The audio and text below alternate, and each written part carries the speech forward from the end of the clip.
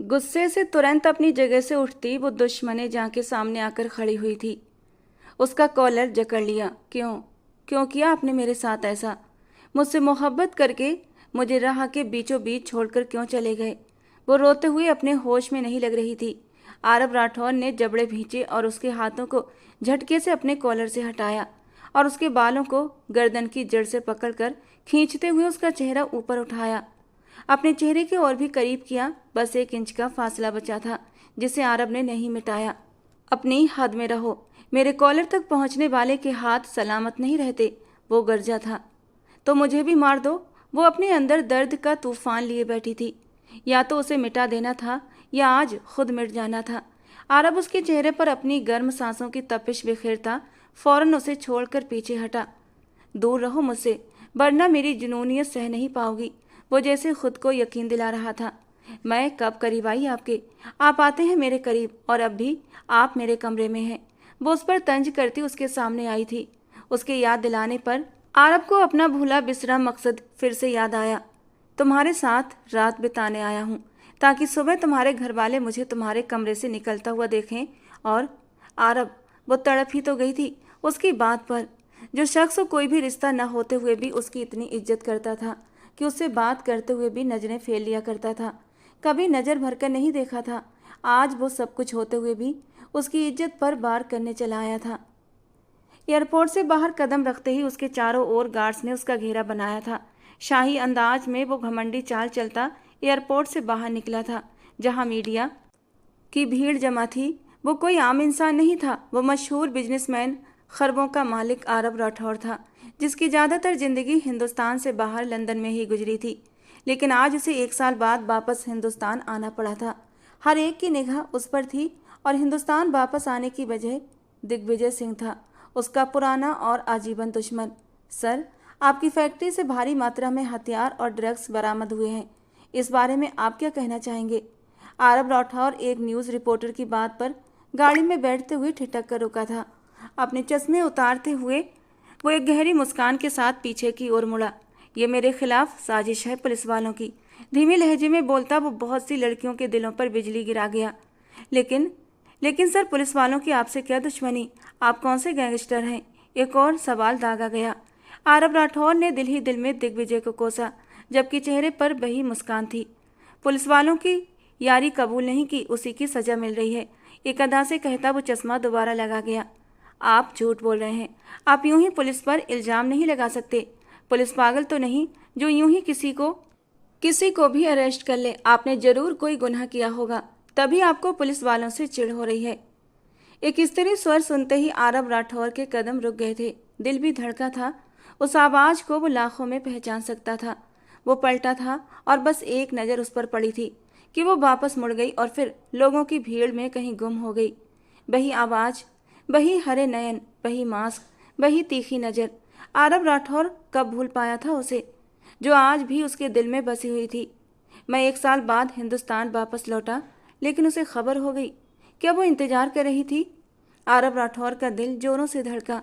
जिसकी एक झलक का वो दीवाना हुआ था, आज उसी को देखने को उसकी आंखें तरस रही थीं।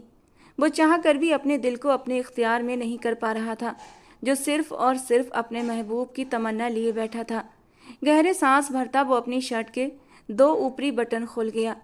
एसी रूम में भी उसे गर्मी की शिद्दत का बेहिसाब एहसास हुआ। इससे ज़्यादा बेबसी और क्या होती। प्यार हुआ था, इकरार हुआ था और फिर सब बर्बाद हुआ था। वो खुली हवा में आता, गुजरे हुए कल को याद करता, हवाओं के तेज झोंकों को खुद से टकराता, रंजो गम में डूबा हुआ था। आई लव यू आरब। आरब ने अपनी कानों में एक आवाज़ गूंजती हुई महसूस की, आई हेट यू। और अगले ही पल उसे जवाब में अपनी ही आवाज़ की गूंज ज़्यादा सुनाई दी। उसकी आंखों से बहने वाले आंसू आज भी आरब के दिल पर गिरते थे, पहले दिन की तरह। आउट, सख्ती से अपनी आंखें मींचते हुए, get out from my life. वो धक्का, आखिरी धक्का जो उसे दिया गया था आरब राठौर ने, और वो लड़खड़ाई थी लेकिन पलटी नहीं थी। हाँ, वो आज भी नहीं पलटी थी। लेकिन दिल पर लगे जख्म इतनी आसानी से थोड़ी नहीं भरते हैं। वो चला गया था यहाँ से, हिंदुस्तान को हमेशा हमेशा के लिए छोड़कर, लेकिन उसे वापस बुलवाया गया था। और ये सब किसने और क्यों किया था वो अच्छे से जानता था। जबड़े भींचे आरब राठौर अब एसपी दिग्विजय सिंह के बारे में सोच रहा था, जिससे वो बहुत जल्द मुलाकात करने वाला था।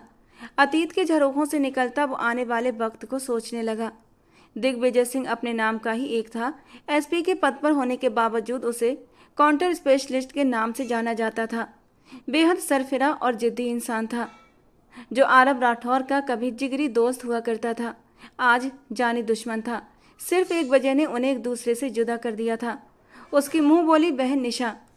उसे अपनी मोहब्बत में कैद करके आरब उसकी मोहब्बत की, उसकी इज्जत की धज्जियां उड़ा गया था।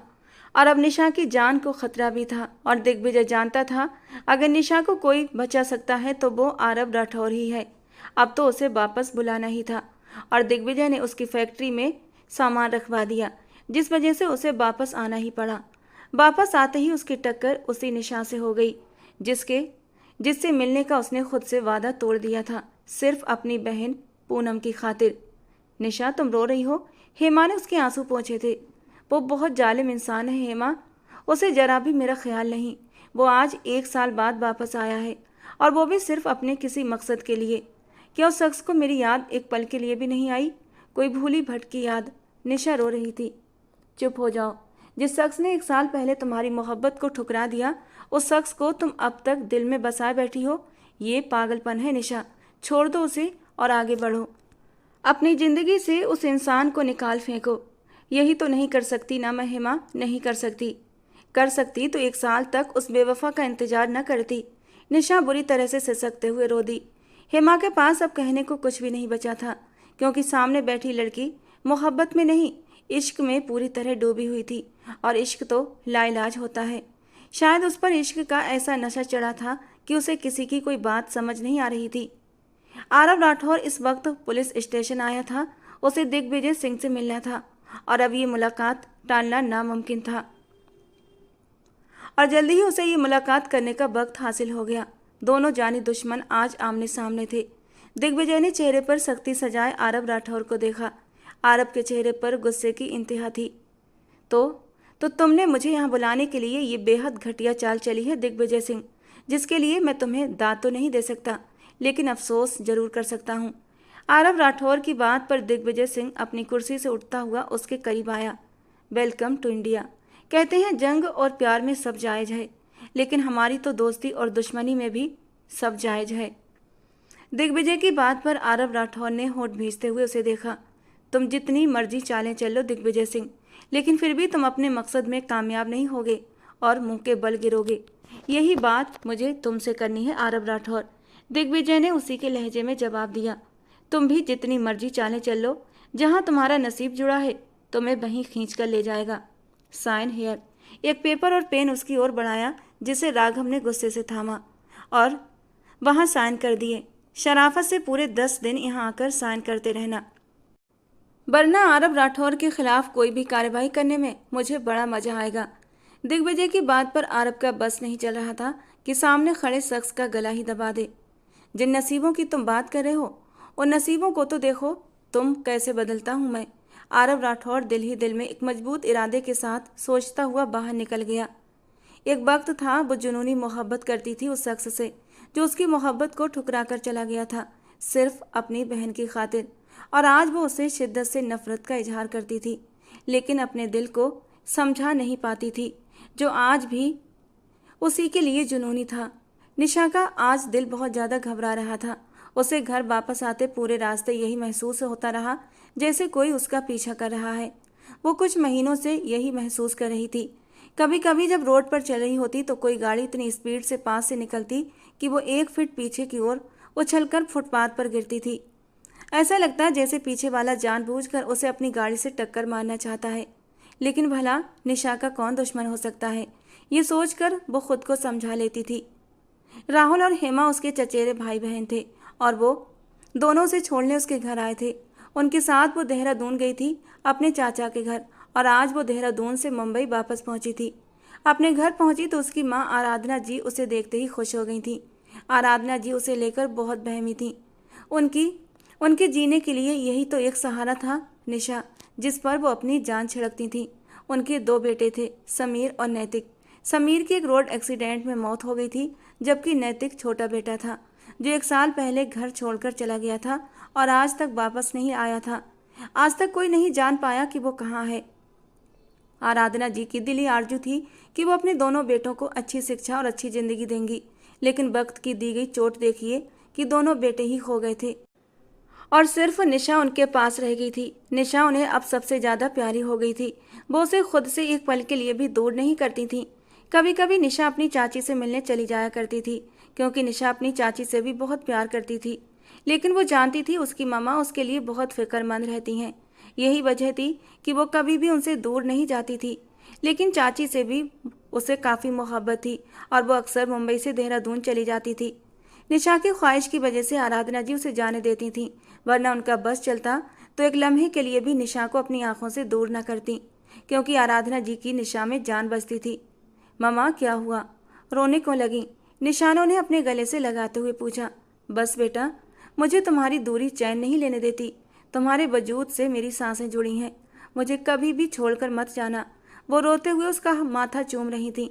भला ऐसे कैसे मुमकिन है कि मैं अपनी इतनी प्यारी और खूबसूरत मम्मा को छोड़कर कहीं चली जाऊं? सच में मम्मा, निशा भी आपके बिना कुछ नहीं है। निशा की आंखें झिलमिला गईं। माँ के पास बैठे उनके गले लगकर वो खुद को बहुत सुरक्षित महसूस कर रही थी। आंटी, हमें इजाज़त दें, वापसी भी है, राहुल ने उठते हुए कहा। राहुल भाई रुक जाएं प्लीज़, कल चले जाइएगा। हेमा इतने टाइम बाद आई है मुंबई, थोड़ा वक्त यहाँ भी गुजार लें हमारे साथ। निशा ने मुड़कर राहुल से मुस्कुराते हुए कहा। क्यों मैडम, वो तुम्हारी दोस्त रिया कहाँ गई? हेमा ने उसे शरारत से छेड़ा। रिया के जिक्र पर निशा की आंखें भीग गईं। उस जैसी बेवफा दोस्त पूरी जिंदगी में नहीं मिलनी किसी को। न जाने कहाँ चली गई है और एक बार भी मुझसे रिश्ता नहीं रखा, न मेरी परवाह की। उसे तो शायद मेरी याद भी नहीं आती होगी। याद तो क्या, उसे तो मुझे सोचने का वक्त भी नहीं होगा। दिल ही दिल में वो रिया के लिए दुखी हो रही थी, जो अचानक से उसे बिना बताए गायब हो गई थी। और ऐसी गायब हुई कि न यूनिवर्सिटी आती थी, न मुलाकात होती। सब रिश्ते और संपर्क खत्म कर डाले थे। 1-2 बार उसने उसकी बहन शहला से संपर्क करने की कोशिश की थी, लेकिन नाकाम रही। लड़की, तुम रो रही हो? हेमा ने उसे अपने साथ लगाया। अच्छा बाबा, मैं रुक जाती हूँ तुम्हारे पास, तुम रो मत, हेमा ने निशा को समझाते हुए कहा और राहुल को वहीं रुकने का इशारा कर दिया तो उसने हाँ में सिर हिला दिया। निशा भी हेमा की तरह ही उसे अजीज थी। उसकी कोई बात राहुल ने आज तक कभी नहीं टाली थी। लगातार सिगरेट फूंकते हुए वो निशा को याद कर रहा था। एक पल के लिए भी उसे हिंदुस्तान लौटकर चैन नहीं आया था, बल्कि वो और ज़्यादा बेचैन हो गया था। और आरब की बहन पूनम आरब के आने से बहुत खुश थी, लेकिन एक डर भी उसके अंदर बैठ गया था कि कहीं वो फिर से निशा के साथ कोई रिश्ता न जोड़ ले। पूनम आरब और निशा को मिलते नहीं देख सकती थी। वो मोहब्बत में चोट खाई हुई थी। फिर कैसे दो मोहब्बत वालों को मिलते देख सकती थी, और वो भी उस सूरत में जब उसके भाई की मोहब्बत उस इंसान की बहन थी जिसने प्यार में पूनम को धुतकार दिया था। पूनम निशा के भाई नैतिक से प्यार करती थी और नैतिक उसे छोड़कर चला गया था। जिस तरह निशा का भाई नैतिक उसे छोड़ गया था, ठीक वैसे ही पूनम के कहने पर आरब ने भी निशा को छोड़ दिया था। हमेशा हमेशा के लिए अपनी मोहब्बत से मुंह मोड़ लिया था, जिसके बिना वो सांस लेने के बारे में भी नहीं सोच सकता था, क्योंकि पूनम ने आत्महत्या करने की कोशिश की थी। ऐसे में उसे अपनी बहन की बात माननी पड़ी थी। वो निशा को छोड़कर लंदन चला गया, लेकिन दिग्विजय सिंह को उसका यहाँ न होना तकलीफ दे रहा था, क्योंकि वो निशा की आंखों में राठौर के लिए चाहत के बुझते दीपक को देख चुका था। वो गुस्से से सिर झटक गया। कोई नहीं जानता था कि निशा ने उसका रिश्ता सिर्फ इश्क और मोहब्बत का नहीं था, बल्कि वे दोनों एक पवित्र रिश्ते में भी बन चुके थे, और ये राज उन्होंने अब तक सबसे छुपा कर रखा हुआ था। आरब ने हालात के हाथों मजबूर होकर निशा को कॉल मिलाई। वो हिंदुस्तान आकर उससे दूर नहीं रह सकता था।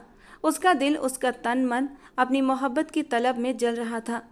1 साल तक खुद को रोके रखने के बाद अब उसके अंदर यहाँ आकर इतनी आग भड़क चुकी थी कि वो सहन नहीं कर पा रहा था। और फिर निशा ने एयरपोर्ट पर आकर वो बांध भी तोड़ दिया था जिसमें वो 1 साल से बंधा बैठा था। हेलो, लगातार कॉल आ रही थी। मजबूरन निशा को कॉल उठानी पड़ी। वो गहरी नींद में थी। आज ही हेमा और राहुल वापस देहरादून चले गए थे। आंखें मसलते हुए वो उठी, बिना नंबर देखे कॉल रिसीव कर ली। कैसी हो जान? अनजानी आवाज़ सुनकर निशा चौंकी। पूरी आंखें खोलकर नंबर देखा। वो नंबर अननोन ही लगा। कौन? सहमे हुए उसने पूछा। तुम्हारा आशिक। सामने से सीधा सा जवाब आया था। निशा ने तुरंत कॉल काट दी। एकदम से उसका शरीर पसीने से भीग गया था। गहरी सांसें लेते हुए वो उठकर बैठ गई, लेकिन कॉल फिर से आने लगी। निशा ने डरते हुए वही नंबर मोबाइल स्क्रीन पर फिर से देखा। कॉल फिर से बंद हो चुकी थी। निशा ने गहरा सांस भरा कि एक बार फिर से मोबाइल पर कॉल आने लगी। मजबूरन दिल बड़ा करते उसने कॉल उठाई। फ़ोन मत काटना, वरना बहुत नुकसान उठाओगी। सामने वाला बहुत ही गुस्से में बोल रहा था। कौन? निशा घबरा रही थी। तुम्हारा चाहने वाला हूँ। बहुत जल्द तुम्हारे सामने भी आऊँगा और उस आरब राठौर से तुम्हें छीन भी लूँगा और वो कुछ भी नहीं कर पाएगा। निशा के रोकते खड़े हो गए। अपनी बकवास बंद करो, वो हिम्मत करके बोली थी। अरे स्वीटहार्ट, इतना गुस्सा मत करो। तुम्हारे यार ने बहुत पहरे बिठा दिए हैं तुम पर, लेकिन वो मुझे रोक नहीं पाएगा। शायद मुझे वो अच्छे से जानता नहीं है, मैं कब कैसे कहाँ पहुँच जाऊँ। उसकी बातें निशा के ऊपर से गुजर रही थीं। तुम जो कोई भी हो, एक बात कान खोलकर सुन लो, मुझे दोबारा कॉल मत करना। निशा गुस्से से कहते हुए कॉल काट गई। गहरा सांस भरते हुए वो अपना सिर घुटनों पर गिरा गई। हे भगवान, ये सब क्या हो रहा है? ये कौन शख्स है जो मेरे पीछे पड़ गया है? कॉल फिर से आने लगी। इस बार निशा को भी सख्त गुस्सा आया था। तुम्हें एक बार समझ नहीं आती? कॉल मत करो मुझे, और मैं तुमसे डरती नहीं, समझे तुम? निशा कॉल रिसीव करती बेध्यानी से गुस्से में बोलती चली गई। किसकी बात कर रही हो? सामने वाले की गंभीर आवाज़ सुनते ही निशा बुरी तरह चौंकी। मोबाइल कान से हटाकर नंबर देखा तो पूरे जिस्म में एक सनसनी सी दौड़ गई। आरब, पुष्टि करनी चाहिए, किसका फ़ोन आया था? आरब के लहजे में गुस्से की मिलावट थी कि किसी का नहीं। निशा का सारा कॉन्फिडेंस न जाने कहाँ जा सोया था। निशा, सच बताओ, किसका फ़ोन आया था मुझसे पहले? आरब सर्द लहजे में बोला, जबकि उसका दिल इस बात से हिलने लगा था कि निशा को किसी शख्स ने कॉल की थी। निशा ने अपने माथे पर आया पसीना पोंछा। किसी का भी नहीं था, मिस्टर आरब राठौर, और बेहतर होगा आप भी मुझे कॉल मत करें। निशा अपनी पुरानी टोन में वापस आ गई थी। लगता है वापस भेजकर गलती कर दी। बेड़ियां डालकर यहाँ कैद कर लेता तो ज़्यादा बेहतर था। आरब उसकी जबान की तेजी देखता सोफे से टेक लगाते हुए निशा को सुलगा गया। यह आपकी भूल है मिस्टर आरब राठौर कि आप मुझे कैद करेंगे। आप मेरे बाल को भी नहीं छू सकते। निशा की धमकी पर आरब होठों ही होठों पर मुस्कुराया था। चैलेंज कर रही हो? वो अपनी जगह से उठकर खड़ा हुआ था। चैलेंज ही समझ लें। You can not catch me. Nisha गुस्से में जो दिल में आया बोलती चली गई। चैलेंज एक्सेप्टेड जान, I am coming to catch you.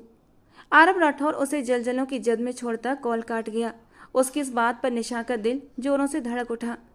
क्या वो वाकई आ जाएगा? खुद से सवाल किया तो एक घबराहट सी होने लगी। नहीं नहीं, वो नहीं आ सकता। दिग्विजय भाई ने सख्त सिक्योरिटी हायर की है, वो नहीं आ पाएगा। निशा ने खुद को तसल्ली दी, लेकिन फिर भी उसका दिल घबराता रहा। तो उठकर दरवाजे को लॉक लगाया और सारी खिड़कियां भी बंद कर दी। बिस्तर पर आकर बैठी तो काफ़ी देर तक सोचों में डूबी रही। उसे डर था कि वो आ जाएगा, लेकिन बैठे बैठे ही उसकी आंख लग गई थी। कुछ ही देर बाद वो अपना वादा पूरा करने वहां पहुंच चुका था। आज तक कोई ऐसी सिक्योरिटी नहीं बनी जो आरब राठौर को रोक सके। वहां पहुंचा तो उसके पास खड़े होकर उसे निहारने लगा, जो गहरी नींद में सोई हुई थी। कि कॉल आने पर वो कॉल रिसीव करता रुख फेर गया। बात पूरी करता वो फिर से अपनी निशा की ओर वापस लौटा था। उसके ऊपर से कंबल हटा हुआ था। उसके जिस्म की दिलकशी ने उसे एक बार फिर से आरब राठौर को अपनी ओर खींचा था, लेकिन अपने जज्बात पर काबू पाते हुए वो उस पर कंबल डाल गया था और फिर धीरे से उसके माथे पर अपने होंठ रख दिए। जब तक निशा उसकी ज़िंदगी में रही थी, वो उसके होंठों को एक बार भी नहीं छुपाया था। उसके गुलाब सी पंखुड़ी जैसे होंठों को देखता वो अपने दिल पर हाथ रखे गहरी सांस ले गया। जाने मन, इतना करीब आकर दूर जाना कितना तकलीफदेह होता है, ये कोई मुझसे पूछे। वो नींद में करवट बदलती तो आरब ने उसकी खास नस दबाकर उसे बेहोश कर दिया, और अब उसके बेहोश वजूद को, जो कि नींद में गुम था, गहरी निगाहों से देखता वो उसके माथे से माथा जोड़ गया। नाक से नाक रगड़ते हुए दिल में मचलते जज्बात ने एक बार फिर से अंगड़ाई ली थी, और वो शिद्दत से उसके होंठों पर झुकता अपने अंदर की प्यास को सैराब करता चला गया। उसके बेहोश वजूद में हलचल पैदा हुई तो वो फौरन पीछे हटा। उसके भीगे होंठ और उन भीगे होंठों पर अपनी शिद्दतें देखता वो धीरे से मुस्कुरा दिया, और फिर धीरे धीरे अपनी जीभ से उन पर मरहम रखता उठ बैठा। जाने मन, आज के लिए इतना डोज काफ़ी है। उम्मीद नहीं, यकीन है जब जागोगी तो मेरे स्पर्श को महसूस करोगी, लेकिन मिटा नहीं पाओगी। उसकी गर्दन और होंठों पर दिए गए निशान को चूमते हुए वो जैसे आया था वैसे ही खामोशी से वापस निकल गया। सुबह निशा की आंख खुली तो उसे लगा आरब यहीं कहीं है, लेकिन वो उसे कहीं नजर न आया। लेकिन उसकी मौजूदगी सी महसूस हो रही थी। निशा ने उठते हुए दिमाग पर जोर डाला, लेकिन उसे कुछ भी याद न आया। झूठा इंसान, बस फिजूल में धमकियां ही देता रहता है। आ तो सका नहीं बस। अभी उसके शब्द मुंह में थे कि उसकी निगाह अपनी गर्दन और होठों पर जा टिकी। अपनी गर्दन और होठों पर निशान देखती वो पूरी तरह कांप गई थी। मतलब वो आया था। निशा का दिल बहुत जोर से धड़क रहा था। अगर मम्मा ने ये निशान देख लिए तो कयामत आ जाएगी। ये इंसान भी ना, पहले तो 1 साल तक पलट कर नहीं देखा, और अब आया भी तो रात के अंधेरे में मिलने चला आया, और वो भी सोते में।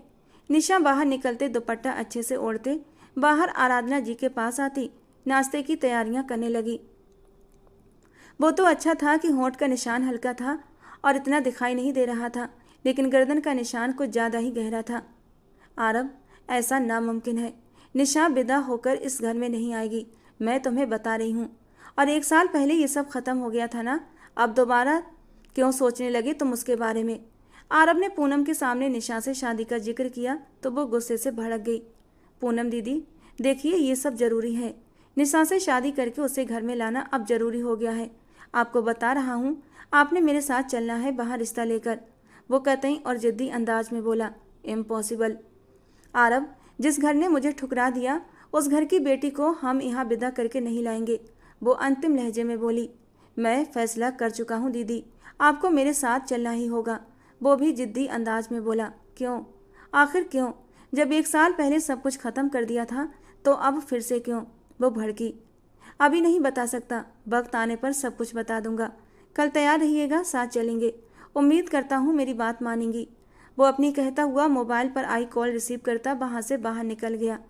ये विदाई तो हो जाएगी आरब, लेकिन निशा के साथ तुम्हारा घर कभी भी बसने नहीं दूंगी।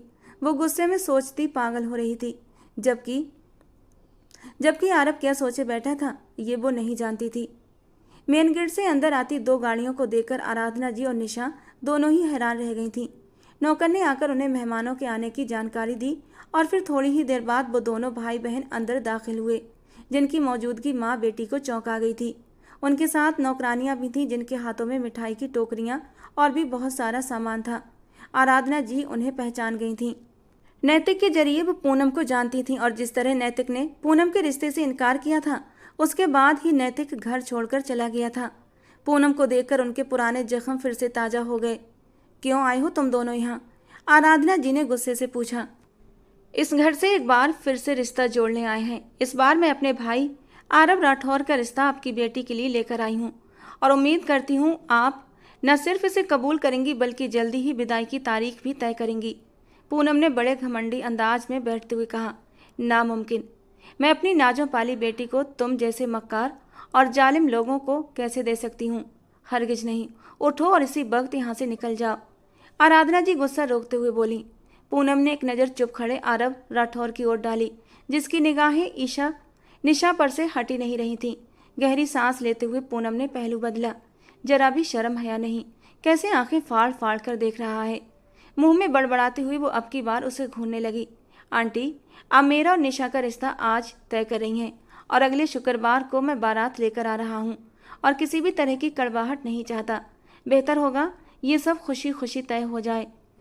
सीने पर हाथ बांधे वो एक एक शब्द पर जोर देता हुआ बोला, बिना पलक झपकाए। निशा को ही देखता रहा, जिसका दिल आज अपनी रफ्तार से हट गया था। उसकी आंखों में हैरानी थी।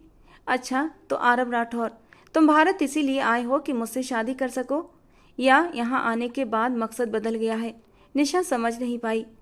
आप मुझे धमकी दे रहे हैं? मैं पुलिस को? आराधना जी ने कुछ कहना चाहा।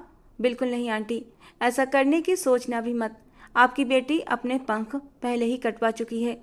अब कुछ भी ऐसा करने की सोचिएगा भी मत जिसे आप समेट ना सकें, और अगर कुछ भी गलत हुआ तो अंजाम की जिम्मेदार आप खुद होंगी। आरब राठौर निशा के दिमाग तक पहुंचने की काबिलियत रखता था। निशा उसकी बात सुनते ही अपनी सांसें रोक गई थी, और अगले ही पल उसने चेहरे का हाव भाव बदलते हुए उसे देखा, जो एक आंख मटकाते वहां से वॉकआउट कर गया था।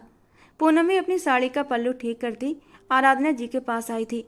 उम्मीद करती हूँ कि बेटी की बारात का स्वागत अच्छे से करेंगी, वरना बहू के मामले में तो आप जीरो ही निकली। पूनम तंज कसते हुए दरवाजे की ओर बढ़ गई थी।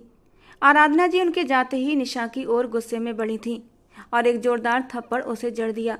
उनकी आंखों में ढेरों आंसू थे। निशा भी खुद की आंखों से बहने वाले आंसुओं को रोक न सकी थी। बेआवाज आंसू बहाती वो अपने कमरे की ओर भागी थी। आरब राठौर के रिश्ता लाने की खबर अब तक दिग्विजय सिंह तक भी पहुंच चुकी थी। वो जानता था अब आरब राठौर कोई बड़ा कदम उठाएगा, लेकिन इतनी जल्दबाजी करेगा ये नहीं सोचा था। उसे निशा से मिलना था। वो उसे कॉल कर रहा था, पर वो कॉल नहीं उठा रही थी। इतने में उसके ऑफिस का दरवाजा खोलती हुई नेहा अंदर दाखिल हुई थी। वक्त देखा है आपने एसपी साहब? अगर डेट पे जाना नहीं होता तो डेट फिक्स क्यों करते हैं? वो गुस्से में बोली। नेहा को सिर से पांव तक गहरी नजरों से देखता हुआ वो मुस्कुराने लगा। खबरदार एसपी, मुझे ये दिल फरेब मुस्कान देने की नाकाम कोशिश की तो जान ले लूंगी तुम्हारी। नेहा ने अपने कंधे से बैग उतारकर दिग्विजय की ओर फेंका, जिसे दिग्विजय ने बड़ी आसानी से कैच कर लिया। वो गुस्से से भरी हुई थी। इससे पहले कि वो उसे उसके पुलिस स्टेशन की बैंड बजा देती, दिग्विजय तुरंत अपनी जगह से उठकर उसके पास आया और उसे अपने सीने से लगा लिया। काम डाउन मिसेज, वो उसे खुद से लगाए शांत कर रहा था, जो बहुत ज़्यादा पैनिक हो रही थी। आज के दिन के लिए दिग्विजय ने उससे वादा किया था कि पूरा दिन उसका होगा, लेकिन काम के बीच वो भूल गया था। मगर शायद वो ये भी भूल गया था कि उसकी नेहा उम्मीद से है, और जब से वो प्रेग्नेंट हुई थी वो बहुत ज़्यादा संवेदनशील, चिड़चिड़ी हो गई थी। दिग्विजय की छोटी सी बात भी अगर नज़रअंदाज होती तो वो पूरा घर सिर पर उठा लेती थी। ऐसे में हमेशा का जिद्दी और गुस्सैल दिग्विजय सिंह अपनी नेहा राजकुमारी के आगे तुरंत हथियार डाल देता था। I hate you Digvijay Singh, वो अपने आंसू रोकते हुए रुंधे लहजे में बोली। But I love you forever till my last breath. वो उसकी नाक की टिप पर होंठ रखते हुए उसे शांत कर रहा था। झूठे हो तुम, वो हिचकी लेते हुए बोली। सिर्फ अपनी नेहा का हूँ। वो उसके गालों पर प्यार से किस करता मोहब्बत भरे लहजे में बोला। मुझे बहुत सताते हो तुम। वो मुंह बनाते हुए उसके सीने पर मुक्के मारते हुए बोली। अब बिल्कुल नहीं सताऊंगा मेरी जान। वो उसके होठों पर छोटी सी शरारत करता हुआ उसे अपने सीने से लगा गया और वो एकदम शांत हो गई। वैसे इतना हाइपर क्यों हो मेरी जान? अब उसे रिलैक्स करते हुए खुद चेयर पर बैठा और उसे अपनी गोद में बिठा चुका था। मुझे भूल क्यों जाते हो? वो उसकी गर्दन के चारों ओर हाथ डालते हुए लाड से बोली। यार अचानक से बिजी हो गया था। आरब राठौर आ गया है बाहर से। अब वो निशा से शादी कर रहा है। दिग्विजय सिंह ने नेहा को सारी बात बताई। रियली? ये तो बहुत अच्छा हो गया। जैसा तुमने सोचा था वैसा ही हो रहा है। नेहा एक्साइटेड हुई। लेकिन निशा की मामा इस रिश्ते से बिल्कुल भी राजी नहीं होंगी। आई नो, पर वो ये नहीं जानती कि उनकी बेटी तो पहले ही शादी कर चुकी है आरब राठौर से, और अब सिर्फ विदाई बाकी है। आंटी को पता चला तो क्या वो निशा से नाराज होंगी? नेहा ने मासूमियत से पूछा। तो दिग्विजय ने गहरी सांस ली। हाँ, उनके बेटे के पीछे पड़ी थी वो तुम्हारी दोस्त पूनम। अब उनका बेटा भी गायब है, और ऐसे में अपनी बेटी उसी खानदान में कैसे देंगी वो, सब कुछ जानते बूझते? दिग्विजय ने माथा मसलते हुए कहा। जब शादी हो गई है तो कुछ नहीं हो सकता। और तुमने ही तो कहा था कि निशा की जान को खतरा है आरब के किसी दुश्मन से। तो आरब उसे रुखसत करके ले जाए, यही ज़्यादा बेहतर है। तो फिर अब मूड क्यों ऑफ कर रखा है? नेहा ने उसके गाल खींचे। हाँ, चाहता था कि सब इसी तरीके से हो, लेकिन ये सब इतना आसान नहीं है। खैर छोड़ो, तो मत सोचो ये सब। तुम्हारा एसपी है ना, सब देख लेगा। तुमने खाना खाया? दिग्विजय ने उसके पेट के चारों ओर हाथ रखते हुए चिंता से पूछा। तुमने ही तो खिलाना था, भूल गए? वो फिर से नाराजी से बोली। चलो उठो जल्दी से। कितनी देर से खुद भी भूखी बैठी हो और मेरे बच्चे को भी भूखा रखा हुआ है। वो उसे उठाता और खुद भी उसके साथ बाहर की ओर बढ़ गया। नेहा दिग्विजय की दोस्त भी थी और फिर मनपसंद महबूबा भी। 8 महीने पहले ही उनकी शादी हुई थी। नेहा 3 महीने की प्रेग्नेंट थी और दिग्विजय की आंखों का सुकून थी। वो उसके सारे नखरे उठाता था और वो भी अपने पति के लिए खास होना अहम समझती थी। अपनी मोहब्बत पर गर्व करती थी। शाम हो चुकी थी, वो अपने कमरे से बाहर नहीं निकली थी। सुबह जो तमाशा लगा, उसके बाद आराधना जी ने उसके लिए जो कुछ बोला, उससे उसका दिल बहुत दुखा था। तुम कैसी बेटी हो? यकीनन तुमने ही उसे शय दी होगी जो आज वो यहाँ तक पहुँच गया। आज पहली बार निशा की आंखों में ढेरों आंसू थे। वो रो रही थी। आज पहली बार उसकी मम्मा ने उस पर हाथ उठाया था। आज तुमने साबित कर दिया निशा कि मेरी परवरिश में कोई कमी रह गई थी। उसकी सिसकियां बंद गई थीं। इतना बड़ा ताना उसे सुनने को मिला था सिर्फ उस आरब राठौर की वजह से। वो जितना आंसू पोंछती उतने ही आंसू आंखों में फिर से भर जाते। गुस्से से मोबाइल उठाते हुए उसने एक मैसेज आरब के नंबर पर भेज दिया था, इस बात से बेखबर कि उसके इस मैसेज का जवाब देने आरब खुद उसके पास पहुंच जाएगा। वो बहुत ज़्यादा अपसेट था। घर आकर पूनम ने फिर से शोर मचा दिया था। एक तरफ पूनम की जिद थी कि निशा को विदा करके न लाया जाए, बल्कि उसे शादी को ही ख़त्म कर दिया जाए। वहीं निशा भी उससे बुरी तरह नाराज़ थी। वो इसी वजह से हिंदुस्तान नहीं आना चाहता था। लेकिन कब तक अपने देश, अपने हिंदुस्तान से दूर रहता। सब अपने थे यहाँ पर, और अपनों को तकलीफ में देखने का हौसला कहाँ से लाता। लेकिन उसे यहाँ आना पड़ा, दिग्विजय सिंह की वजह से। आरब ने गुस्से से होंठ भींचे। नामी सिर हिलाते हुए वो ये सोचते हुए पूनम को समझाने के लिए उसके रूम की ओर बढ़ा कि उसी पल उसके मोबाइल पर मैसेज की बीप हुई। उसने चौंकते हुए मैसेज खोला। मैसेज में लिखी लाइन और नाम पढ़ते ही उसके जबड़े सख्ती से भिज गए थे। मैसेज, लगता है बहुत याद आ रही है मेरी, तो मुलाकात के पल तो फिर मैं तुम्हें दे ही देता हूँ। उन्हीं कदमों से वो पीछे मुड़ गया था और राठौर मेंशन से निकलते हुए कार पोर्च की ओर बढ़ा। ड्राइवर ने जल्दी से कार का दरवाज़ा खोला। शान बेनियाजी से वो कार में बैठता हुआ ड्राइवर को चलने का हुक्म दे चुका था। गार्ड्स की 2 गाड़ियां आगे पीछे उसके साथ थीं। आरब की गहरी खामोशी न जाने आने वाले किस तूफान का इशारा कर रही थी। रोते रोते कब उसकी आंख लग गई उसे खुद भी पता नहीं चला। रात का न जाने कौन सा पहर था कि एक साया गैलरी के रास्ते खिड़की से अंदर आता दिखाई दिया। निशा के वजूद में कोई हरकत न हुई। वो शायद गहरी नींद में जा चुकी थी और सामने वाले को यही बात बेहद गुस्सा दिला गई। अपने घने बालों में हाथ फेरता हुआ वो उस नाजुक वजूद की ओर बढ़ा जिसने एक दर्दनाक मैसेज करके उसकी नींदें हराम की थीं और खुद मजे से सो रही थी। उसके करीब जाकर बिस्तर पर आधा लेटते हुए उसने एक ही झटके में उसे अपने करीब कर लिया था कि निशा उसके सीने का हिस्सा बन गई। आरब ने महसूस किया कि उसका वजूद कांप रहा था और आरब के सीने से लगते ही उसने खुद को आरब के वजूद में छुपा लिया था। उसका ये नींद में खुद के करीब आना आरब के जिस्म में एक स्पार्क पैदा कर गया था। आंखें मूंदता वो उसे अपने सीने से लगाए उसके जिस्म की नाजुकी को महसूस करता आंखें मूंद गया। वो उसे सख्त सजा देने आया था उन शब्दों की जो उसने मैसेज पर कहे थे। लेकिन रात की इस पहर उस मोम जैसे वजूद की नाजुकी में खोते वो सब कुछ भुला बैठा था। याद था तो बस इतना कि ये वजूद उसका है, उसकी जान है, वो उसकी बाहों में है और उसके साथ एक जायज़ रिश्ते में है। वो जो चाहे कर सकता है, अपना हक भी ले सकता है। उसे सीने से लगाए वो करवट बदलता निशा की ओर झुका। उसके गालों पर लब रखता वो आंखें नीचे मदहोश हुआ था। गालों से गर्दन तक का सफ़र तय करते वो उसकी सुराहीदार गर्दन में चेहरा छुपाते धीरे धीरे अपना स्पर्श वहाँ पर बिखेरने लगा।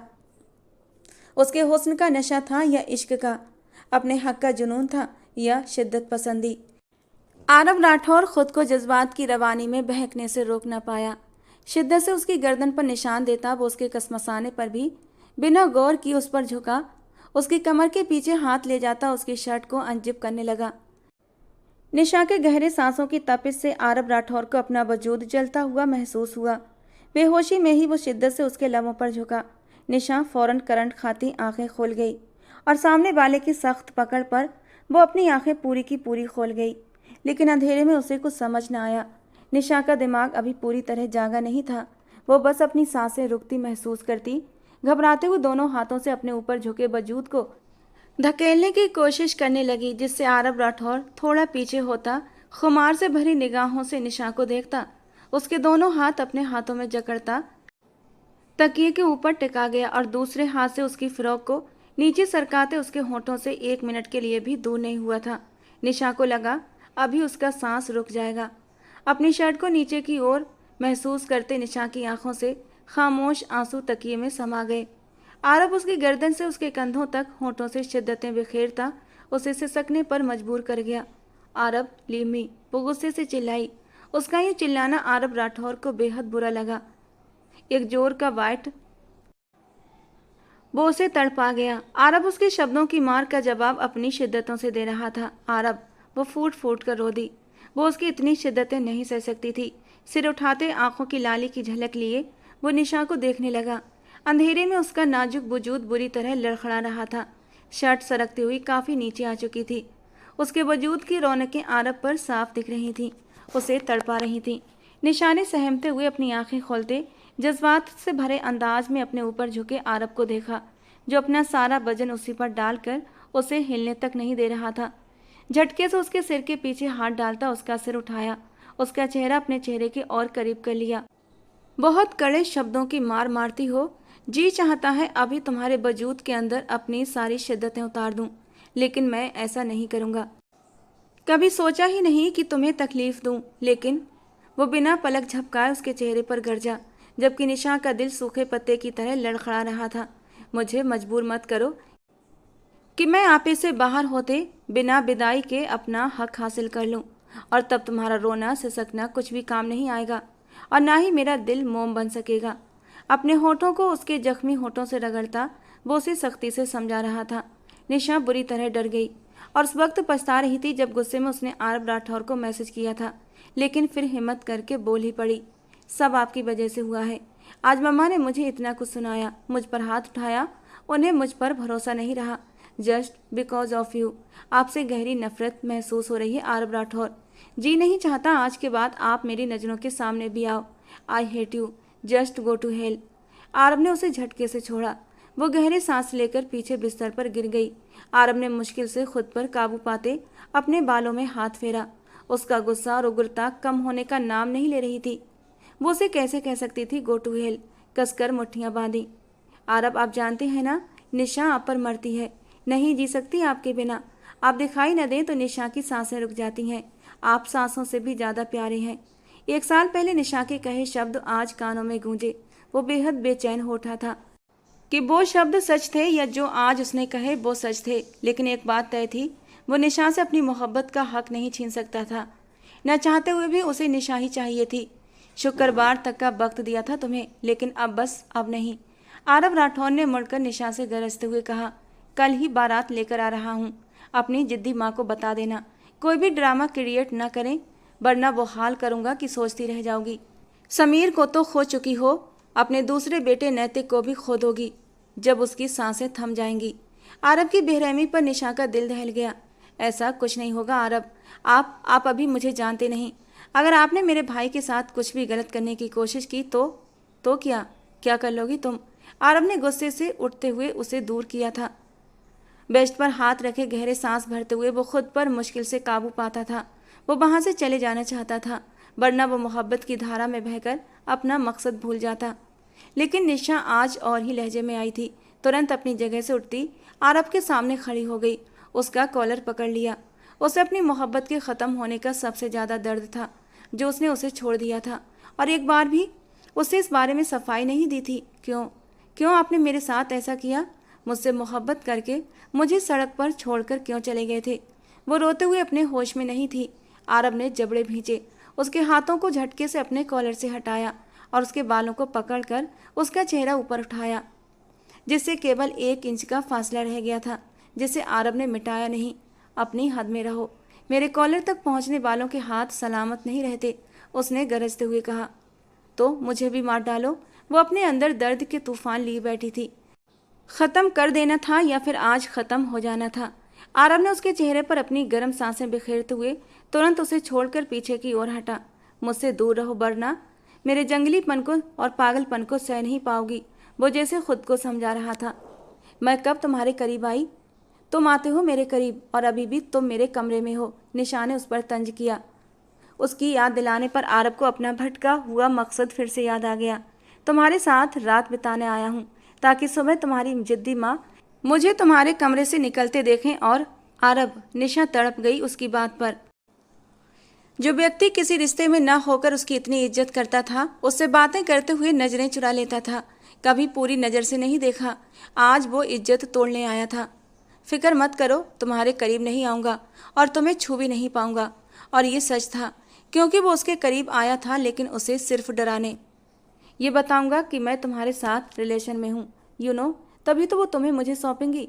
आरब धीरे से मुस्कुराया। आप ऐसा कुछ नहीं करेंगे। उसके इरादे जानकर निशा के रोंगटे खड़े हो गए। मैं ऐसा ही करने वाला हूँ और तुम मुझे रोक नहीं सकती। आरब ने उसे चैलेंज किया। कुछ पल के लिए गहरी चुप्पी छा गई। तुम्हें रोक नहीं सकती, लेकिन अपनी जान तो दे सकती हूँ ना, ठंडी बर्फीली आवाज़ में कहते वो आरब को पूरे शरीर से हिला गई। फिर वो बहुत करीब आया, इतना करीब कि निशा की सांसों में हलचल हुई। आरब ने उसकी गर्दन की ओर हाथ रखा। बहुत शौक है ना तुम्हें मरने का? तुम्हारा ये शौक भी जल्दी ही पूरा कर दूंगा। कहते हुए उसने उसकी गर्दन पर दबाव बनाया, जिससे वो अपनी आंखें जोर से बंद कर बैठी। आरब ने उसके कांपते होठों को एक बार फिर अपने शिकंजे में लिया था और निशा का दिल फिर से तेजी से धड़कने लगा। शादी के बाद उसने 1 साल तक यहाँ न रहकर जो कड़वाहट दिखाई थी, अब वो ब्याज समेत अपने बस में कर रहा था। तुम मेरी अमानत हो निशा, तुम्हें थोड़ी सी भी खरोंच आई तो आग लगा दूंगा सबको, याद रखना। उसके माथे पर जोर से किस करते हुए आरब अपनी बात रोक नहीं पा रहा था। वो आया था गैलरी के रास्ते से, लेकिन वापस कमरे के दरवाजे से निकला था। निशा ने अपनी आंखें कसकर बंद कर ली। अपने होठों पर जलन अब भी महसूस हो रही थी। कुछ देर पहले ही उस दिल दहला देने वाली नज़दीकी को सोचकर उसके होश उड़ रहे थे। अभी वो अपने घर में थी, इसीलिए उसकी हिम्मत बढ़ती जा रही थी। लेकिन उसका जुनूनी अंदाज, निशा के गाल जल उठे। वो घबराई हुई थी। कल जब वो खुद को उसे सौंप देगी, विदा होकर उसके पास अपने घर चली जाएगी, तब वो उसके साथ क्या कुछ करेगा। अनजाने में निशा ने सिहरन महसूस की। निशा, अगर तुमने इस घर से बाहर कदम भी रखा तो समझ लेना तुम्हारी माँ तुम्हारे लिए मर चुकी है। डीप रेड कलर के लहंगे में पूरी तरह सजी वो आराधना जी के सामने खड़ी थी, जो कयामत जैसी खूबसूरती लिए थी। आरव अपनी बात के अनुसार उस वक्त उनके घर पर मौजूद था। उसी के द्वारा लाए गए ड्रेस को पहनकर निशा आरव के साथ विदा हो रही थी, लेकिन आराधना जी उसके ऐसे जाने पर बेहद दुखी होकर कड़े शब्दों का इस्तेमाल कर रही थी। उनकी बात सुनकर निशा की आंखें आंसुओं से भर आईं। आरब की तरफ उसकी पीठ थी। वो बस इस परी को जल्द से जल्द यहाँ से लेकर जाना चाहता था और अपना बनाना चाहता था। अगर तुम विदाई से इनकार करोगी तो तुम्हारे भाई को मौत के घाट उतार दूंगा। आरब के सख्त शब्दों की गूंज ने निशा को बुरी तरह झकझोर दिया। सिर झुकाकर माँ को देखा। माँ, मुझे जाना होगा। कड़वाहट से भरे हुए वो अपना घूंघट ओढ़ गई। आराधना जी गहरे दुख में थीं। पहले बड़ा बेटा भगवान के पास चला गया, फिर नैतिक, कोई नहीं जानता कहाँ है, और अब निशा भी उन्हें छोड़कर जा रही थी। वो किसके सहारे जिए? पति बहुत पहले ही साथ छोड़ गया था। कितनी मोहब्बत दोनों ने निशा पर लुटाई थी, लेकिन आज वो उन्हें यूं बेसहारा छोड़कर जा रही थी। वे दर्द से कराह उठी। निशा ने अपने होठों को बेदर्दी से दांतों तले दबा लिया। खुद को संभालना कितना मुश्किल था, ये वही जानती थी। इससे पहले कि वो मुंह मोड़ती, आरब आगे बढ़कर निशा का हाथ पूरी मजबूती से थाम गया। निशा ने मुंह फेर कर उसे देखा। घूंघट में वो उसे ठीक से नहीं देख पाई, लेकिन आरब का हाथ थामते हुए वो उसके लिए अपने दिल में गहरी नफरत महसूस कर रही थी। आज सुबह ही आरब ने आराधना को अपनी शादी के बारे में बता दिया था और विदाई की बात की थी, जिस पर वे बेहद नाराज हुई थी। लेकिन अपने भाई के लिए वो इस कदम को से पीछे नहीं हटी थी। आरब की आदत को वो अच्छी तरह जानती थी। जो वो कहता था जरूर करता था। उसने कह दिया कि अगर विदाई नहीं हुई तो वो उसके भाई को नुकसान पहुंचाएगा, तो वो नुकसान पहुंचाता। मजबूरी में निशा को उसकी बात माननी पड़ी थी।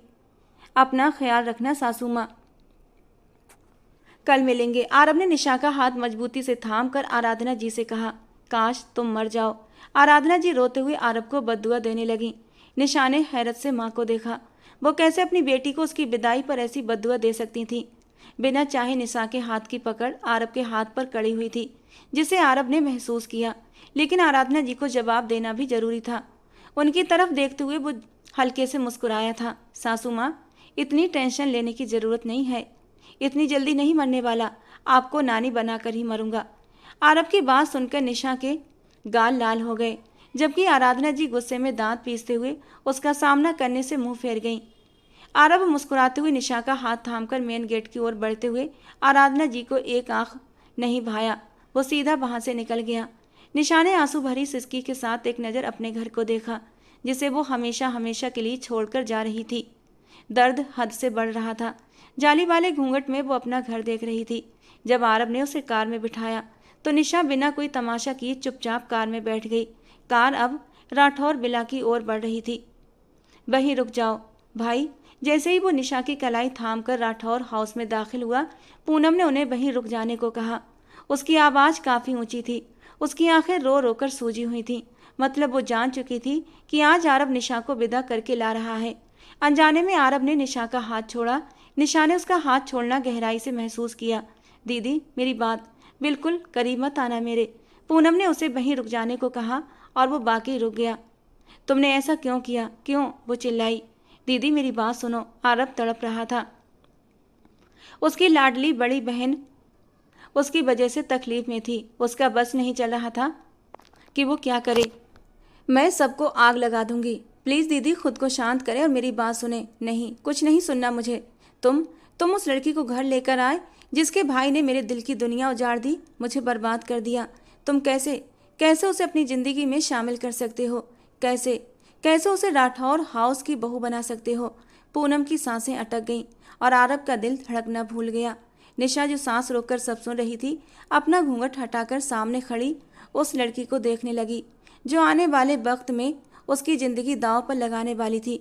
दीदी, ऐसा कुछ नहीं है, आप गलत समझ रही हो। आरब फिर से उसके करीब जाना चाहता था। डोंट टीयर, तुम्हें तुम्हें मेरी कसम, अगर तुम मुझसे प्यार करते हो तो अभी इसी वक्त घर से बाहर चलता करो इसे और तलाक दे दो। दीदी। पूनम की बात सुनते ही आरब ने ऊंची आवाज में दहाड़ा कि राठौर हाउस की दीवारें गूंज उठीं। उसके पीछे खड़ी निशा भी सहम कर 2 कदम पीछे हटी थी। निशा ने बेइंतहा डर के साथ आरब को देखा। आंसू टूट कर उसके गालों पर गिरे थे। आरब की बात का मतलब पूनम को अब अच्छे से समझ आ गया था और उसने सिर नामे हिलाते हुए वहीं से पीछे हटी और भागती हुई अंदर की ओर बढ़ी। आरब ने उसके पीछे जाने के लिए कदम बढ़ाए, लेकिन फिर खुद को रोक लिया। नौकरानी को इशारा किया कि वो पूनम के पीछे जाए, जबकि खुद मुट्ठियां बांधे रह गया। उससे पहले कि वो मुड़कर निशा को देखता, निशा ने वापस घूंघट उलट लिया।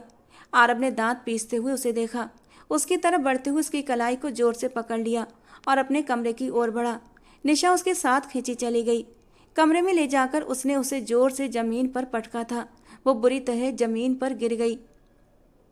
उसकी कलाइयों में पहनी गोल्ड की चूड़ियां कलाइयों में धंस गईं। एक सिसकी उसके होंठ से निकली। उसका दिल टूट गया था। वो झूठा था, बेवफा था, जालिम था, निर्दयी था, लेकिन क्या वो उसके लिए बेदर्द हो सकता था? आज वो अपनी निशा को चोट पहुंचा गया। थोड़ा पीछे हटकर उसने अपनी जख्मी कलाई को देखा, जहां गहरे निशान बन गए थे। अभी वो उस सदमे से बाहर नहीं आई थी कि अगले ही पल आरब ने उसे बाजू से पकड़कर वापस खड़ा कर दिया। वो उस वक्त गुस्से की आग में जल रहा था। उसकी बहन की जिंदगी सामने खड़ी लड़की के भाई ने बर्बाद कर दी थी और वो आज उसी लड़की को बचाते हुए उसे शादी करके उसकी हिफाजत के लिए राठौर हाउस लेकर आया था। एक बार फिर उसने खुद अपनी बहन को तकलीफ दी थी। उसे खुद पर गुस्सा था और अब उतारना शायद निशा पर था। ये सब तुम्हारे भाई की वजह से हो रहा है। आज मैं इस मकाम पर खड़ा हूँ, न आगे बढ़कर अपनी मोहब्बत को गले लगा सकता हूँ और न छोड़ सकता हूँ। इस दर्द ने मुझे बेकाबू कर दिया है। वो उसका बाजू मजबूती से दबाए चिल्लाया था। निशा बेआवाज आंसू बहाती हुई उसका दिया हुआ दर्द अपनी बाजू में महसूस कर रही थी। उसकी पकड़ और भी जोर पकड़ती जा रही थी। जी चाहता है जान से मार डालूं, तुम्हें भी और खुद को भी, वो बेबसी की हद पर चिल्लाया। और तभी निशा की हिम्मत हुई। तो मार डालो मुझे, ख़त्म करो ये सिलसिला। मैं इस जिंदगी से तंग आ गई हूँ, इस आँख मिचौली के खेल से। आरब, हमने मोहब्बत की थी ना, वो मोहब्बत तो मर गई। अब कुछ बचा है तो तुम्हारा बदला। भाई तो तुम्हें नहीं मिलेंगे, तुम उनके बदले मेरी जान ले लो, ताकि तुम्हें भी सुकून मिल जाए और तुम्हारी बहन को भी। वो बिफरी हुई शेरनी की तरह घूंघट हटाए जो दिल में आया बोलती चली गई। उसका होश उड़ाता रूप देखकर आरब फिर से सब कुछ भूलने लगा। उस पर इश्क का नशा फिर से छाने लगा। अगले ही पल एक झटके से उसने उसे खींचकर अपने करीब किया था। वो अजीब से दो राहें पर खड़ा था। अपनी मोहब्बत को अपनी बाहों में समेटना भी चाहता था, लेकिन वो अपनी बहन को दुखी भी नहीं करना चाहता था। लेकिन इस वक्त वो सब कुछ भूल गया, क्योंकि उसके सामने उसकी महबूब बीबी खड़ी थी, सजी सवरी दुल्हन के जोड़े में, जो उसके होठों को अपनी पकड़ में लेता चला गया। निशा उसके ऐसे जोर से अपनी ओर बढ़ने पर एक पल के लिए पीछे की ओर बढ़ी थी और गिरने ही वाली थी कि आरब ने उसकी कमर में हाथ डालकर उसे अपने सीने में भींच लिया था। वो आंखें बंद करके अपना सारा गुस्सा उसके नरम और नाजुक होठों पर उतारता चला गया। वो निशा की संगत में अब सब कुछ भूल जाना चाहता था और धीरे धीरे उसे लेकर बिस्तर पर लाकर हल्के से पीछे की ओर धकेल दिया। अपनी शर्ट उतार कर दूर फेंक दी और निशा की जान उसके होठों पर आई थी। निशा को उससे डर सा आने लगा था। वो उससे मोहब्बत करती थी या शायद इश्क करती थी, पर उस वक्त उसे सामने खड़े शख्स से सिर्फ डर लग रहा था। धीरे धीरे वो उस पर हावी होने लगा था। निशा जोर से सिसकी थी। उसकी आंखों में आंसू देखकर वो एक पल के लिए ठहर गया। उसके आंसुओं से तर चेहरे को देखकर वो होश में आया था। निशा के चेहरे पर उसके करीब होने की खुशी नहीं थी, बल्कि डर था। क्यों रो रही हो? आरब ने धीरे से पूछा तो वो हिचकियां लेते हुए उसे देखने लगी, जो बिल्कुल थम सा गया था और अब गहरी नज़र से उसे देख रहा था। आरब ने धीरे से उसके गालों पर होठों को छुआ। निशा का दिल बुरी तरह सिकुड़ गया। आरब ने उसकी आंखों में देखा, जहां डर और बेइंतहा अनिश्चितता थी। तुम्हारा भाई कहाँ है? मैं अच्छे से जानता हूँ, लेकिन मैं चाह कर भी उसे कुछ नहीं कह सकता। जानती हूँ क्यों? वो अब बहुत शांत अंदाज में बात कर रहा था। क्योंकि वो किसी का पति है, एक छोटी सी मासूम बच्ची का बाप है। और वो लड़की कोई और नहीं, तुम्हारी दोस्त रिया है।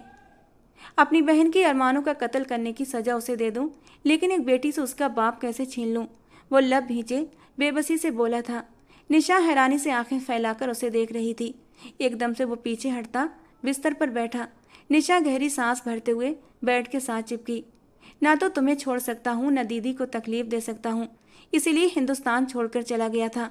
अब भी वापस न लौटता अगर तुम्हारी जान को खतरा। उसके मुंह से बेइच्छा निकला। आरब। निशा की पुकार पर उसने गर्दन मोड़कर उसे देखा। क्या आप सब कुछ ठीक नहीं कर सकते? वो दर्द से भरे लहजे में बोली। आरब वापस उसकी ओर मुड़ा और खींचकर उसे अपनी गोद में बिठाया। मैं माफ़ी चाहता हूँ, तुम्हें दर्द दिया। वो उसकी कलाई देखता अब उस पर नरम लहजे से बात कर रहा था और उसकी कलाई पर होंठ रखे तो निशा के दिल में एक सुकून सा उतर आया। बहुत तड़पा हूँ मैं तुम्हारे लिए, और अब जाकर तुम्हारा साथ नसीब हुआ है, तो मैं इन खूबसूरत पलों को यादगार बनाना चाहता हूँ। बोलो, इन पलों को यादगार बनाने में मेरा साथ दोगी? वो आंखों में खुमारी लिए पूछ रहा था। निशा ने हाँ में सिर हिलाया। लेकिन मुझे तुम्हारे गुस्से से डर लगता है आरब। आप पहले ऐसे नहीं थे। वो दिल की बात जबान पर लेकर आई थी। अब नहीं करूँगा। वो उसे अपनी बाहों में जोर से भरता उससे वादा कर रहा था। लेकिन बस तुमने रोना नहीं। वो उसके आंसू पोंछते वापस उसका सिर तकिए पर रखता उसकी आंखों को चूम गया। धीरे धीरे खुद को और उसे हर पर्दे से आज़ाद करता चला गया। बहुत मोहब्बत और प्यार से उसने अपनी निशा को समेटा था, और उसकी नरमी और मोहब्बत को देखकर निशा ने भी उसका भरपूर साथ दिया था, और अब वो उसकी हर अदा का दीवाना हो गया था। सुबह नाश्ते की टेबल पर निशा और आरब को साथ बैठा देख पूनम के तन बदन में आग लग गई। वो वहीं खड़ी उन्हें देखती रही जो खामोशी से नाश्ता कर रहे थे, लेकिन निशा के चेहरे पर खिले रंग बता रहे थे कि उनके बीच के फासले मिट गए हैं। आरब की नज़र पूनम पर अटकी। आरब का दिल उछलकर सीने से बाहर आया था, जैसे किसी ने उसकी जान निकाल ली हो, क्योंकि पूनम ने अचानक ही निशा पर जानलेवा हमला किया था। उस पर छुरी से वार किया। आरब ने निशा को अपनी ओर खींचा, लेकिन फिर भी उसके कंधे पर छुरी का एक हिस्सा लग गया था। निशा चीख उठी। आरब ने बेरहमी से बहन को देखा। दिग्विजय की सिंह की आवाज़ उसके कानों में सुनाई दी। तू उसे बचाना चाहता है, लेकिन किससे और कैसे बचाएगा? जब उसका असली दुश्मन तेरे घर में है। एक ही पल में वो सब समझ गया था। निशा की जान को खतरा किससे था? यानी निशा की जान कोई और नहीं बल्कि उसकी बहन पूनम लेना चाहती थी। पूनम ने फिर से वार करना चाहा, लेकिन आरब ने पूनम का हाथ कसकर पकड़ लिया और उसे पीछे की ओर धकेल दिया। वो जमीन पर गिर गई, जबकि दर्द से तड़पती निशा को गोद में भरते वो बाहर की ओर भागा था। अस्पताल पहुंचते ही उसे आईसीयू में ले जाया गया। डॉक्टर ने तुरंत निशा का इलाज शुरू कर दिया। पुलिस केस था, मजबूरन आरब को दिग्विजय सिंह को कॉल करके बुलाना पड़ा। वो आया तो आरब दीवार के साथ टेक लगाए बेबसी से खड़ा था। उसने कहा था कि वो उसकी रक्षा कर रहा था। लेकिन तुम्हें अपनी बहन के अलावा कुछ दिखाई क्यों नहीं देता? दिग्विजय सिंह गुस्से से भड़क उठा, लेकिन आरब उसे घायल नजरों से देखता रहा। उसकी हालत देख दिग्विजय भी लब भींच गया, क्योंकि वो सच बहुत पहले से जानता था कि पूनम ही दिशा को किसी लड़के से परेशान करवा रही थी। वही निशा की जानी दुश्मन थी, लेकिन वो आरब की बहन थी, इसीलिए वो उसके खिलाफ चाहकर भी कोई कार्रवाई नहीं कर पाया था और आरब को वापस हिंदुस्तान बुलाया था। अब वो कैसी है? डॉक्टर के बाहर आते ही आरब बेचैनी से पूछने के लिए आगे बढ़ा। ठीक है, ज़्यादा गंभीर चोट नहीं आई है। अटेम्प्ट टू मर्डर है। मुझे तुम्हारी बहन को गिरफ्तार करना होगा आरब। उम्मीद करता हूँ अब तुम मुझे नहीं रोकोगे, दिग्विजय कड़क लहजे में बोला। आरब को एक अजीब सी चुप्पी छा गई। उसकी बहन इतना आगे जा सकती है, उसे यकीन नहीं हुआ, लेकिन उसे गिरफ्तार नहीं किया गया। जब एक नौकरानी ने फ़ोन करके जो बताया, उसके बाद उसे जेल की बजाय पागल खाने भेजना पड़ा। वो नफरत की आग में जलते जलते खुद का नुकसान कर बैठी थी। उसे पागलपन के दौरे पड़ने लगे थे। वो चीखने चिल्लाने लगी थी, खुद को नोचने लगी थी, और मजबूरन उसे पागल खाने भेजना पड़ा, जो आरब के लिए सबसे ज़्यादा तकलीफ भरी बात थी। 1 महीने बाद आरब निशा को लेकर बाहर आया था। वो उदास था। आते हुए उसने अपनी बहन से मिलने भी गया था, लेकिन उसकी मानसिक स्थिति अभी भी ठीक नहीं थी। कुछ लोग अपनी मनमानी मोहब्बत की खातिर अपनी ज़िंदगी में जहर खोल देते हैं और अपनों से जुड़े लोगों को भी तकलीफ पहुंचाते हैं। पूनम उनमें से एक थी। उसने नैतिक से एक तरफा मोहब्बत की थी, लेकिन नैतिक को उससे कोई लगाव नहीं था। पूनम के दबाव डालने पर और उसके परेशान करने पर ही नैतिक घर छोड़कर चला गया था, और वो जिस लड़की से प्यार करता था उसे शादी करके अपना घर भी बसा लिया था। लेकिन पूनम को नैतिक का छोड़कर जाना खुद की इंसल्ट लगी थी, और वो गुस्से की आग में अंदर ही अंदर जलने लगी थी, तड़पने लगी थी, और आखिर में अपना ही नुकसान कर बैठी थी। आरव, आप ठीक हैं? निशा के पुकारने पर वो चौंक पड़ा था। हाँ, उसने अपने हाथों से उसे घेरते हुए धीरे से मुस्कुराया। परेशान मत हो, आपकी दीदी ठीक हो जाएंगी, वो फिर से वही तसल्ली दे रही थी। उसने आराधना जी से सारी बातें साफ कर ली थी और यहाँ तक कि माफ़ी भी मांग ली थी। नैतिक को भी वापस आराधना जी से मिलवा दिया था। उसके घर में सब ठीक करने वाला वो अकेला शख्स था जिसकी अपनी बहन पागल खाने में थी। लेकिन आरव जानता था कि गलती पूनम की थी। अगर नैतिक की तरफ से कोई भी उम्मीद पूनम को दी गई होती तो वो खुद को ख़त्म कर देता, लेकिन अपनी बहन की मोहब्बत को उससे ज़रूर मिलवाता। लेकिन वो क्या करता? नैतिक ने तो कभी पूनम से मोहब्बत की ही नहीं थी, और मोहब्बत ज़बरदस्ती के सौदे नहीं होते, ये तो दिलों के सौदे होते हैं जो खुद ब खुद हो जाते हैं। निशा सच में आरव के लिए बहुत गिल्टी महसूस करती थी। इतना मत सोचो जाने मन, तुम बस मुझ पर फोकस किया करो। तुम्हारे शरीर से तुम्हारी रूह में उतरते हुए मैं हर दर्द भूल जाता हूँ। तुम मेरा सुकून हो, मेरा नशा हो। उसने उसके गाल पर होंठ रखकर कहा। सामने समंदर के खूबसूरत नज़ारों के बीच दोनों एक दूसरे के करीब खड़े एक दूसरे के इश्क में डूबे हुए थे। दोस्तों, आज की हमारी ये कहानी आपको कैसी लगी कमेंट बॉक्स में ज़रूर बताना। पसंद आई हो तो प्लीज़ लाइक करना। रोज़ एक नई और रोमांटिक कहानी सुनने के लिए हमारे चैनल को सब्सक्राइब करना। मिलते हैं दोस्तों अगली किसी नई कहानी के साथ।